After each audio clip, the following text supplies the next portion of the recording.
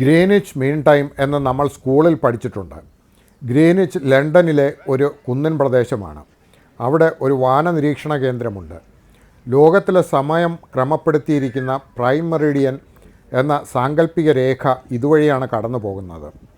അതാണ് ഇതിൻ്റെ ശാസ്ത്രീയ പ്രാധാന്യം.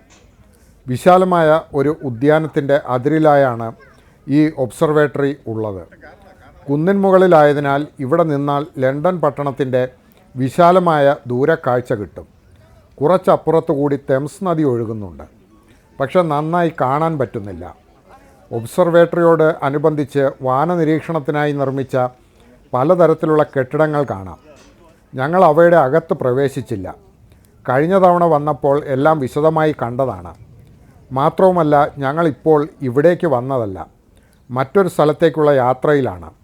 അവിടേക്കുള്ള വഴിക്ക് ഇവിടെ ഒന്ന് കയറി എന്നേ ഉള്ളൂ.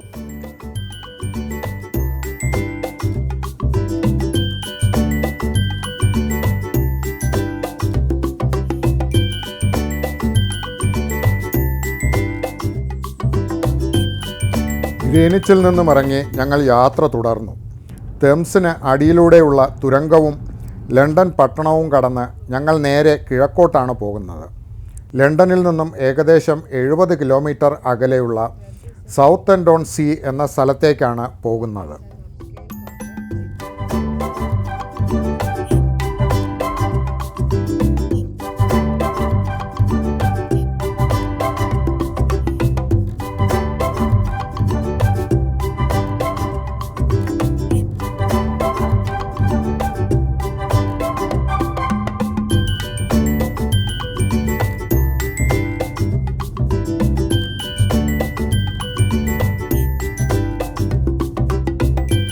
സ്റ്റോൺഹെഞ്ചും ഡർഡിൽ ഡോറുമൊക്കെ കാണാൻ പോയ ദിവസം മാളു അവിടെ നിന്ന് നേരെ ജോലിസ്ഥലത്തേക്ക് പോയതാണ്. കുറച്ച് ദിവസങ്ങൾക്ക് ശേഷം മാളു ഇന്ന് വീണ്ടും ഞങ്ങളോടൊപ്പം ചേരുകയാണ്. ജോലിസ്ഥലത്ത് നിന്നും അവൾ നേരെ സൗത്ത്-എൻ-ഡോൺ സീയിലേക്ക് തീവണ്ടി മാർഗം വരികയായിരുന്നു. ഇനി കുറച്ച് ദിവസം അവൾ ഞങ്ങളോടൊപ്പം ഉണ്ടാവും. അടുത്ത ദിവസം UK-യുടെ വടക്കൻ ഭാഗങ്ങളിലേക്ക് ഞങ്ങൾ ഒരു നീണ്ട യാത്ര പദ്ധതിയിട്ടിട്ടുണ്ട്. സാധാരണ നിലയ്ക്ക് കടൽ തീരത്തുള്ള ഒരു എൻ്റർടൈൻമെൻറ്റ് ഏരിയയാണ് സൗത്ത്-എൻ-ഡോൺ സീ. ദ്വീപരാഷ്ട്രമായ UK-യിൽ കടൽ തീരത്തുള്ള ഇത്തരം വിനോദ കേന്ദ്രങ്ങൾ പല സ്ഥലത്തും കാണാം. എന്നാൽ ഇത് എന്നെ സംബന്ധിച്ച് വെറും ഒരു ബീച്ച് എൻ്റർടൈൻമെൻറ്റ് സ്ഥലം മാത്രമല്ല, ഭൂമിശാസ്ത്രപരമായി പ്രത്യേകതയുള്ള സ്ഥലമാണ്. ഇവിടെ വെച്ചാണ് തെംസ് നദി ഉത്തര സമുദ്രത്തിലേക്ക് വീഴുന്നത്. തെംസിൻ്റെ അഴിമുഖമാണ് സൗത്ത്-എൻ-ഡോൺ സീ. സൗത്ത്-എൻ-ഡോൺ സീയിലെ പ്രധാനപ്പെട്ട ഒരു നിർമ്മിതി ഒരു കടൽപ്പാലമാണ്. കടൽപ്പാലം എന്ന് പറയുന്നത് കൃത്യമാവില്ല, അഴിമുഖത്തുള്ള പാലമാണ്. തെംസിൻ്റെ അഴിമുഖം ഒരു കടൽ പോലെ വിസ്തൃതമാണ്. അതിനാൽ തന്നെ ഈ പാലം ഒരു കടൽപ്പാലം പോലെയാണ് തോന്നുക. അഴിമുഖത്തിൻ്റെ മറുകര നന്നായി കാണാൻ പറ്റുന്നുണ്ടായിരുന്നില്ല. ഏതാണ്ട് 3 കിലോമീറ്റർ നീളമുണ്ട് ഈ പാലത്തിന്. പാലത്തിലൂടെ ഒരു ചെറിയ തീവണ്ടി ഓടുന്നുണ്ട്. അതിൽ കയറി നമുക്ക് പാലത്തിൻ്റെ അറ്റത്തേക്ക് പോകാം. അഴിമുഖത്തിൻ്റെ മധ്യത്തിലായി അവിടം വലിയൊരു പ്ലാറ്റ്ഫോമാണ്. 1829 സ്ഥാപിതമാവുന്ന ഒരു തടിപ്പാലത്തിലാണ് ഇതിൻ്റെ തുടക്കം. പലതരം പുതുക്കിപ്പണിയലുകളിലൂടെ കടന്നു വന്നാണ് ഈ പാലം ഇന്നത്തെ രീതിയിലായത്. കഴിഞ്ഞ ദിവസം വിൻസറിൽ വെച്ച് തെംസിലൂടെ ഒരു ബോട്ട് യാത്ര നടത്തിയിരുന്നു. വീണ്ടും തെംസുമായി ബന്ധപ്പെട്ട സവിശേഷമായ ഒരു സ്ഥലത്ത് എത്തിയിരിക്കുകയാണ്. നദികളോടുള്ള എൻ്റെ ആഗ്രഹം എന്നെ നദികളുമായി ബന്ധപ്പെട്ട പലയിടങ്ങളിലേക്കും കൊണ്ടെത്തിച്ചിട്ടുണ്ട്. മുൻപുള്ള പല വീഡിയോകളിലും അത് പറഞ്ഞിട്ടുള്ളത് കൊണ്ട് കൂടുതൽ വിശദീകരിക്കുന്നില്ല. ഞങ്ങൾ തീവണ്ടിയിൽ കയറി പാലത്തിൻ്റെ അറ്റത്തേക്കെത്തി. വളരെ ശക്തമായി ശീതക്കാറ്റ് വീശുന്നുണ്ട്. കടലിലേക്ക് മുഴുവനായും തുറന്നിരിക്കുന്ന ഭാഗമാണല്ലോ. ഉത്തരസമുദ്രത്തിൽ നിന്നുള്ള ശക്തമായ തണുത്ത കാറ്റ്. UK-യിലെത്തിയതിന് ശേഷം ആദ്യമായാണ് ഉത്തരസമുദ്രത്തിൻ്റെ തീരത്തെത്തുന്നത്. കഴിഞ്ഞ തവണ വന്നപ്പോഴും UK-യുടെ കിഴക്കനെതിരായുള്ള ഉത്തരസമുദ്രം കാണാനാവുന്ന സ്ഥലങ്ങളിൽ പോയിരുന്നില്ല എന്നോർത്തു. എന്നാൽ ഉത്തരസമുദ്രത്തെ മറ്റൊരു രാജ്യത്ത് വെച്ച് സമഗ്രമായി കാണുകയും അനുഭവിക്കുകയും ചെയ്തിട്ടുണ്ട്. അത് നോർവേയിൽ വെച്ചാണ്. ഉത്തരധ്രുവത്തിന് ഉള്ളിൽ കിടക്കുന്ന ട്രോംസോ എന്ന പട്ടണത്തിൽ നിന്നും ചെറു കപ്പലിൽ കയറി ഉത്തരസമുദ്രത്തിൻ്റെ ആഴക്കടലിൽ തിമിംഗലങ്ങളെ കാണാൻ പോയത് ഓർത്തു. അന്ന് കാര്യമായി വീഡിയോ എടുക്കാറുണ്ടായിരുന്നില്ല എന്നത് നഷ്ടമായിപ്പോയി എന്ന് ഇപ്പോൾ തോന്നുന്നുണ്ട്. ഇംഗ്ലണ്ടിലെ ഏറ്റവും നീളമുള്ള നദിയാണ് തേംസ്. 350 കിലോമീറ്ററാണ് ഈ നദിയുടെ നീളം. കോട്സ്വോൾഡ് പ്രദേശത്ത് ഉത്ഭവിച്ച് ഇംഗ്ലണ്ടിലെ ചെറുതും വലുതുമായ പല പട്ടണങ്ങൾക്കും പ്രഭവം നൽകി ഇവിടെ വെച്ച് തേംസ് കടലിലേക്ക് ചേരുന്നു. തേംസിൻ്റെ കരയിലുള്ള ഏറ്റവും പ്രമുഖമായ പട്ടണം നമുക്കെല്ലാം അറിയുന്നതുപോലെ ലണ്ടനാണ്. ലണ്ടൻ എന്ന മഹാനഗരം പരിണമിച്ചു വന്നത് തേംസ് ഉണ്ടായതുകൊണ്ടാണ്. പിയറിൽ നിന്നും കരയിലേക്ക് മടങ്ങുമ്പോഴും ഞാൻ ആലോചിക്കുന്നത് തേംസിനെയും ഈ അഴിമുഖത്തെയും കുറിച്ചാണ്. ലോകം ആകമാനം വ്യാപിച്ചു കിടന്ന ബ്രിട്ടീഷ് സാമ്രാജ്യത്തിൻ്റെ കോളനികളിൽ നിന്നുള്ള സമ്പത്ത് ലണ്ടനിലേക്ക് എത്തിയത് ഈ അഴിമുഖത്തിലൂടെ കടന്നു വന്നുകൊണ്ടിരുന്ന കപ്പലുകളിലാണ്.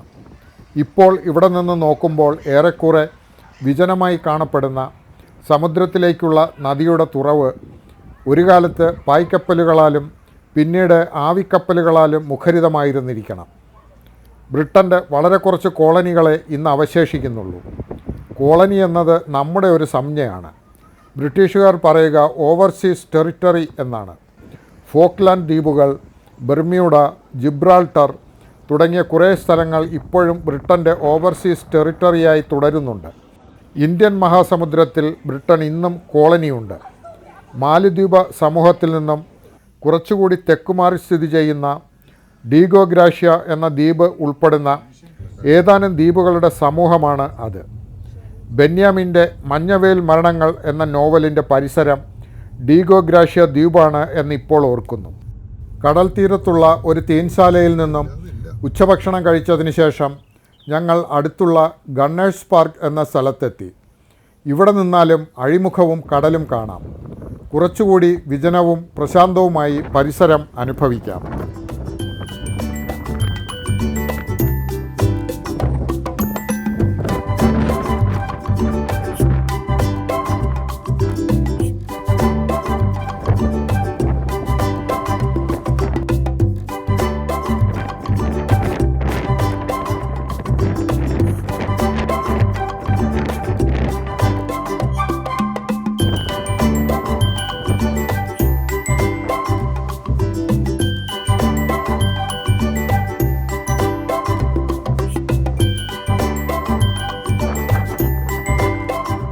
അടുത്ത ദിവസം ടുലിപ്പ് പൂവുകളുടെ ഒരു ഉദ്യാനം ഞങ്ങൾ സന്ദർശിച്ചു. ലണ്ടൻ പട്ടണത്തിൽ നിന്നും ഏകദേശം 50 കിലോമീറ്റർ തെക്കുമാറി ക്രോലെ എന്ന സ്ഥലത്തിനടുത്തായാണ് ഈ ഉദ്യാനം. ടുല്ലീസ് ട്യൂലിപ്പ് ഫെസ്റ്റിവൽ എന്നാണ് ഇതറിയപ്പെടുന്നത്. വസന്തകാലത്ത് മാത്രം പ്രവർത്തിക്കുന്ന ഒരു ഉദ്യാനമാണ്. ട്യൂലിപ്പ് ഉദ്യാനങ്ങൾ നെതർലൻഡ്സുമായി ബന്ധപ്പെടുത്തിയാണ് നമ്മൾ കേട്ടിട്ടുള്ളത്. നെതർലൻഡ്സിൽ ഒരുപാട് ട്യൂലിപ്പ് ഉദ്യാനങ്ങൾ ഉള്ളതിനാൽ അതിൽ സാങ്കത്യം ഉണ്ടുതാനും. വ്യാവസായിക അടിസ്ഥാനത്തിൽ പ്രവർത്തിക്കുന്ന ഒരുപാട് പൂപ്പാടങ്ങൾ ആ രാജ്യത്തുണ്ട്. ഡച്ചുകാർ വളരെ അഭിമാനത്തോടെ പ്രദർശിപ്പിക്കാൻ ആഗ്രഹിക്കുന്നതാണ് അവരുടെ ട്യൂലിപ്പ് ഐഡൻറ്റിറ്റി. എന്നാൽ ട്യൂലിപ്പിൻ്റെ പൂർവ്വചരിത്രം യൂറോപ്പുമായി ബന്ധപ്പെട്ടതല്ല. മധ്യേഷ്യയുടെ മലമുകൾ ദേശങ്ങളാണ് ട്യൂലിപ്പ് ചെടികളുടെ ഉത്ഭവസ്ഥാനം. വന്യമായി വളർന്നിരുന്ന അവയെ പക്ഷേ ആദ്യമായി കൃഷി ചെയ്യാൻ തുടങ്ങിയത് തുർക്കികളാണ്. ട്യൂലിപ്പിനെ ലോകത്തിൻ്റെ ഭൂപടത്തിലേക്ക് കൊണ്ടുവരുന്നത് തുർക്കികളാണ്. ഇത് മനസ്സിലാക്കുന്നത് ഞങ്ങളുടെ തുർക്കി സന്ദർശന സമയത്താണ്. ഇസ്താംബൂളിൻ്റെ പ്രാന്തപ്രദേശത്തുള്ള എമർഗൻ എന്ന ഒരു ട്യൂലിപ്പ് ഉദ്യാനം ഞങ്ങൾ സന്ദർശിച്ചതായിരുന്നു. എന്നാൽ ഞങ്ങൾ എത്തുന്നതിൻ്റെ 2 ദിവസം മുൻപ് ആ പ്രദേശത്താകെ അവിചാരിതമായി മഞ്ഞുവീഴ്ച ഉണ്ടായതിനാൽ ട്യൂലിപ്പ് ചെടികളെല്ലാം നശിച്ചു പോയിരുന്നു. വിചാരിച്ച പ്രഭയോടെ അവയെ കാണാൻ പറ്റിയില്ല. ഓട്ടോമാൻ സാമ്രാജ്യം യൂറോപ്പിലേക്ക് വ്യാപിച്ചപ്പോഴാണ് ട്യൂലിപ്പും യൂറോപ്പിലേക്ക് എത്തുന്നത്. നെതർലൻഡ്സ് ആ പുഷ്പത്തെ ആവേശത്തോടെ ഏറ്റെടുക്കുകയും ചെയ്തു. വസന്താഗമനത്തിൻ്റെ ഈ സമയത്ത് ടുല്ലീസ് ട്യൂലിപ്പ് ഗാർഡൻ സന്ദർശകർക്കായി തുറന്നു കൊടുക്കുന്ന ഈ വർഷത്തെ ആദ്യത്തെ ദിവസമാണ് ഇന്ന്. സിനി ആഴ്ചകൾക്ക് മുൻപ് തന്നെ ടിക്കറ്റ് എടുത്തിരുന്നു. ആദ്യത്തെ ദിവസമായതുകൊണ്ടാണോ അതോ എന്നും ഇങ്ങനെയാണോ എന്നറിയില്ല. ട്യൂലിപ്പ് ഫെസ്റ്റിവൽ എന്ന പേര് സൂചിപ്പിക്കുന്നത് പോലെ ഒരു ഉത്സവത്തിൻ്റെ തിരക്കുണ്ടായിരുന്നു ഉദ്യാനത്തിൽ. ഇംഗ്ലണ്ട് ട്യൂലിപ്പുമായി ബന്ധപ്പെട്ട് അറിയപ്പെടുന്ന ഒരു സ്ഥലമല്ല. ചെറി ബ്ലോസം മരങ്ങളുമായി ബന്ധപ്പെട്ട് അറിയപ്പെടുന്ന രാജ്യവുമല്ല. എന്നാൽ ഈ 2 പുഷ്പസസ്യങ്ങളുടെയും ഉദ്യാനം ഞങ്ങൾ കാണുന്നത് ഈ യാത്രയിൽ ഇംഗ്ലണ്ടിൽ വച്ചാണ്. ഇവ കാണാൻ വേണ്ടി നെതർലൻഡ്സിലേക്കും ജപ്പാനിലേക്കും ഇനി പോകേണ്ടതില്ല.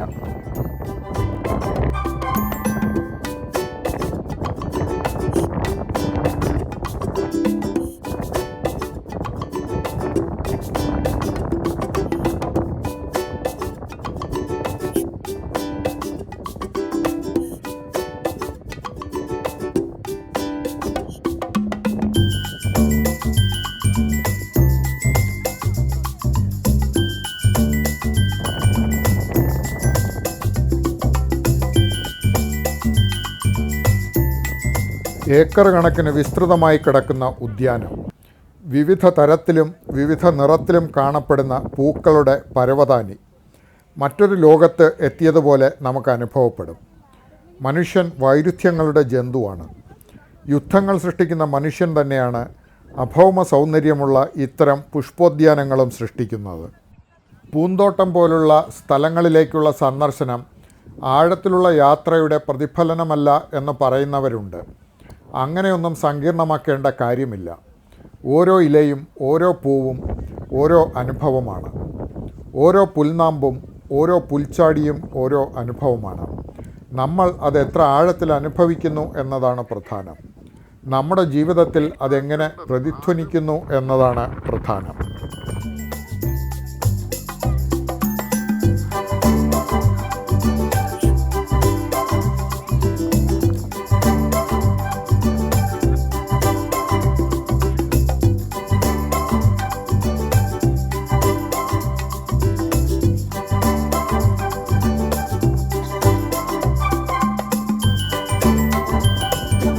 ഈ ഉദ്യാനത്തിൽ നിന്ന് മടങ്ങുമ്പോൾ മറ്റൊരു കാര്യം ഓർത്തു. ലണ്ടൻ്റെ പരിസരത്തുള്ള ഞങ്ങളുടെ അവസാനത്തെ സന്ദർശന സ്ഥലമാണിത്. ഇനി ഞങ്ങൾ വടക്കൻ ഇംഗ്ലണ്ടിലേക്കും സ്കോട്ട്ലൻഡിലേക്കും ഒക്കെ പോവുകയാണ്. ഏതാനും ദിവസത്തിന് ശേഷം ലണ്ടനിലേക്ക് വരിക, കുവൈറ്റിലേക്ക് മടങ്ങാനാവും. പക്ഷേ വടക്കൻ ദേശങ്ങളിൽ നിന്നുള്ള കാഴ്ചകൾ തുടരും.